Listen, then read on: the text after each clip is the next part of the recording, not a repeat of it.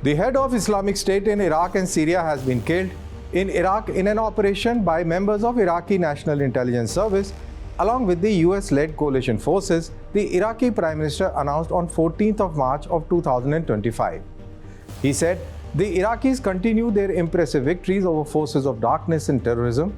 The Prime Minister, Mr. Mohammad Shia al-Sudani, said in his statement posted on X, NATO will ask alliance members to raise their military capability targets by 30% as the organization seeks to boost its force posture, according to the commander in charge of defense planning. Poland's President Andrzej Duda again called for the United States to deploy nuclear weapons to Poland as a deterrent to Russia. The latest indication that frontline NATO nation is increasingly considering nuclear protection as fears of Russia grows. Addressing the Indian military's Commanders Conference of the Southern Air Command in South Indian city of Thiruvananthapuram on March 12 of 2025, Air Chief Marshal AP Singh drew the attention of the commanders towards the hybrid nature of future warfare, where the spectrum of conflict is likely to be spread across multiple domains. He urged them to keep pace with global developments in the domain of space, cyber and electronic warfare. He also stressed the need for the capability enhancement and harnessing the full potential of human resources.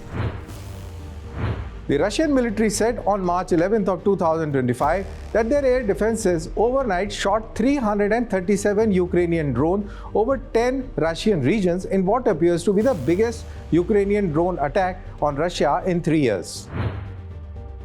Indian Ministry of Defence has signed a rupees 2,906 crore contract with Bharat Electronics Limited (BEL) Ghaziabad for procurement of low-level transportable radar LLTR Ashwini. Ashwini is an active electronically scanned phased array radar based on state-of-art solid-state technology. The radar is capable of tracking aerial targets from high-speed fighter aircraft to slow-moving targets such as unmanned aerial vehicles and helicopters. Its acquisition will significantly enhance the operational preparedness of the Indian Air Force. Russian President Vladimir Putin said on Thursday that he agrees in principle with the US proposal for a 30-day ceasefire in Ukraine, but the terms needed to be worked out, and he emphasized that it should pave way for a lasting peace.